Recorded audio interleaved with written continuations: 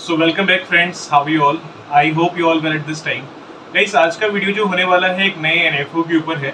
Recently पीटीआईएम के एक नया एनएफओ मार्केट में आया हुआ है, जिसमें अगर हम पोटेंशियल्स की बात करें तो ये एनएफओ उन लोगों के लिए काफ़ी बढ़िया हो सकता है जो लोग इस टाइम पे थोड़ा सा flexi cap type fund search कर रहे हैं। क्योंकि फ्लेक्सी कैप टाइप फंड्स में क्या होता है कि मेजरली आपका पैसा इन्वेस्ट होता है mid cap, small cap, large cap के अंदर, राइट। तो मल्टीपल बड़ा सेक्टर आपका ऑप्शन मिल जाता है जहाँ से ग्रोथ के चांस भी काफ़ी अच्छे खासे रहते हैं।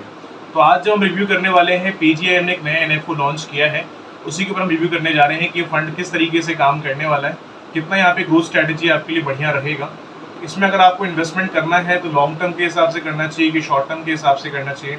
And in the we will discuss कि अगर आप इस एनएफओ को अप्लाई करने जा रहे हैं तो अभी आपको इसे अप्लाई करना चाहिए, फिलहाल के लिए अवॉइड करना चाहिए। Will discuss everything in the same video, so बने रहिए स्टार्टिंग से लेकर एंड तक, ताकि पूरा इन्फॉर्मेशन प्रॉपर तरीके से आपको मिल सके। चैनल पर अगर आप नए हैं तो please try to subscribe this channel.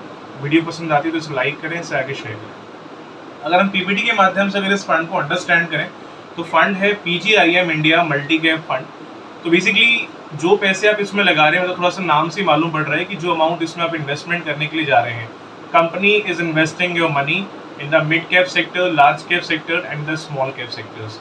देखिए होता क्या है ना, जब भी हम कुछ इन्वेस्टमेंट्स करने जाते हैं, लार्ज कैप में अगर मान लो मैं अगर इन्वेस्टमेंट करने अगर आज जा रहा हूँ तो मेरा पैसा लार्ज कैप सेक्टर में इन्वेस्टमेंट होगा। कल की डेट में अगर मान लो लार्ज कैप सेक्टर परफॉर्म अगर नहीं कर रहा है, किसी कारण से अगर डाउन जा रहा है, तो सिचुएशन में अपना पैसा मैं मिड कैप में नहीं डाल पाऊंगा अगर मैंने लार्ज कैप का फंड ले रखा है तो, है ना।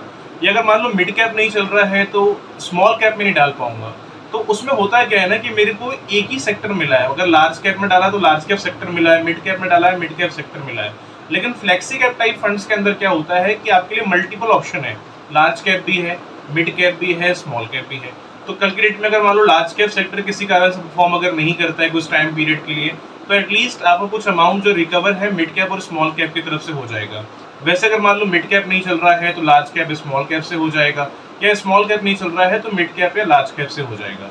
तो ये एक फायदा होता है फ्लेक्सी कैप टाइप फंड्स के अंदर। और ये जो फंड्स हैं, मतलब ऑलरेडी जो इस टाइप के फंड्स पास्ट के अंदर आ चुके हैं, लोगों ने काफ़ी इन्वेस्टमेंट किया है और लोग आज के डेट में जो इन्वेस्टमेंट करने जा रहे हैं वो इस टाइप के फंड्स में इन्वेस्टमेंट करना पसंद करते हैं, क्योंकि मल्टीपल बड़ा सेक्टर है, कंपनीज के ऑप्शन बहुत ज़्यादा रहते हैं, और कल डेट में अगर मान लो कोई सेक्टर फॉर्म नहीं भी कर रहा तो रिकवरी थोड़ी बहुत दूसरे वाले से हो जाती है। ठीक है, तो जहाँ तक मुझे लगता है पोटेंशियल है, अगर आप लॉन्ग टर्म के हिसाब से इसमें अगर इन्वेस्टमेंट शुरू करते हैं तो लॉन्ग टर्म के हिसाब से आई थिंक ग्रोथ का चांस आपके लिए यहाँ पे काफ़ी बढ़िया हो सकता है, क्योंकि बड़ी कंपनीज भी हैं इसके अंदर, हर तरह की कंपनीज हैं, स्मॉल कैप भी है, मिड कैप भी है, लार्ज कैप भी है। ठीक है, और दूसरी चीज़ है बहुत ज़्यादा कंपनी के ऑप्शन यहाँ पे आपके लिए अवेलेबल है।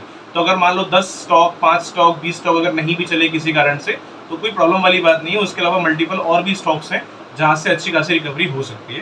तो जहाँ तक मुझे लगता है रिटर्न पोटेंशियल यहाँ पे काफ़ी अच्छा खासा रहेगा अगर आप लॉन्ग टर्म के हिसाब से अगर इसमें इन्वेस्टमेंट करते हैं। तो बात करें अगर है एनएफओ की अगर स्टार्टिंग डेट की, इसका स्टार्टिंग डेट है 22 अगस्त का। अगर आप इस फंड को एज एनएफओ अप्लाई करना चाहते हैं तो 22 अगस्त से लेकर के इसको अप्लाई कर सकते हैं आप 5 सितंबर तक। ये इसकी एनएफओ की डेट है।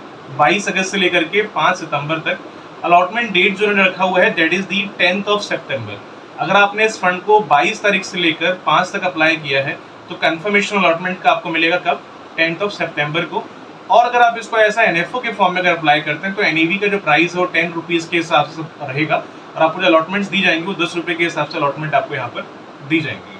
सो आई होप यहाँ तक क्लियर होगा, राइट। ओके, अगर एक्सपेंस रेशियो की अगर हम लोग बात करें तो इसमें एक्सपेंस रेशियो कितना रहने वाला है, तो एक्सपेंस रेशियो का फिलहाल कंपनी मोस्टली एनएफओ से पहले प्रॉपर डिक्लेरेशन नहीं देती है कि कितना एक्सपेंस रेशियो यहाँ पर रहेगा। तो जो भी रहेगा कंफर्मेशन आपको उसका एज सुन एज पॉसिबल मिल जाएगा। एग्जिट लोड की अगर हम बात करें कि इसमें एग्जिट लोड कितना रहने वाला है, तो इसमें एग्जिट लोड रहेगा। ठीक है, अगर मान लो आपने कुछ इन्वेस्टमेंट किया है, मुझे कुछ लॉन्ग टर्म के हिसाब से इन्वेस्टमेंट करना है या शॉर्ट टर्म के हिसाब से इन्वेस्टमेंट करना है, तो हमें कई बार क्या होता है ना, इन्वेस्टमेंट में कभी नीड पड़ जाती है पैसों की, तो हम लोग क्या करते हैं अपना पैसा इन्वेस्टमेंट से ब्रेक करते हैं, इन्वेस्टमेंट्स तोड़ते हैं, उसमें अपना पैसा विड्रॉ कर लेते हैं, राइट। तो इस फंड के अंदर ऑप्शन है, अगर आपको पैसा अपना विड्रॉ करना है कर सकते हैं, कोई लॉक इन वगैरह यहाँ पे नहीं होने वाला है। आपने आज पैसा डाला है, आपको 10 दिन बाद निकालना है, 20 दिन बाद निकालना है, महीने भर बाद निकालना है, वो चॉइस आपकी है। ठीक है, लेकिन इसमें एक चीज़ है, अगर अपना पैसा विड्रॉ करते हैं यहाँ पर तो एक चीज़ ध्यान रखना कि अगर आप अलॉटमेंट डेट से लेकर विद इन 90 डेज में अगर पैसा विड्रॉ करेंगे तो 0.50% का आपको यहाँ पर एग्जिट लोड पे करना पड़ेगा। तो प्लीज़ ट्राई ये करिए कि अगर आपको पैसा विड्रॉ करना भी होता है तो अलॉटमेंट डेट से लेकर 90 डेज के बाद ही विड्रॉ करिए, ताकि जो एग्जिट लोड यहाँ पे लग रहा है वो ना लगे। ओके, अपार्ट फ्रॉम दिस अगर हम टैक्सेस की बात करें तो इसके अंदर LTCG भी है और STCG भी रहने वाला है, but again I will repeat the same thing जो मल्टीपल वीडियो में बोलता हूँ मैं, कि मैं उस पर वीडियो नहीं बनाऊंगा, टैक्सेस के ऊपर मैं डिस्कशन नहीं करने वाला हूँ इस वीडियो के अंदर, बिकॉज ये वीडियो बहुत लंबी हो जाएगी।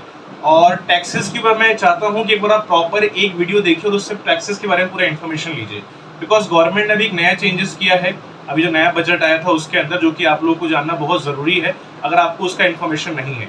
तो मैं उसका लिंक जो है वीडियो के डिस्क्रिप्शन में डाल दूंगा, एक बार आप जाइए, उसमें ऑलरेडी प्रॉपर वीडियो बनाया हुआ है टैक्सेस को लेकर कि LTCG में भी क्या चेंजेस हुए हैं और STCG में क्या चेंजेस हुए हैं और किस तरीके से वो आपके ऊपर इम्प्लीमेंट होगा। अगर वीडियो चेकआउट करिए, कुछ अगर डाउट आता है क्वेश्चन अपना प्लेस कर सकते हैं।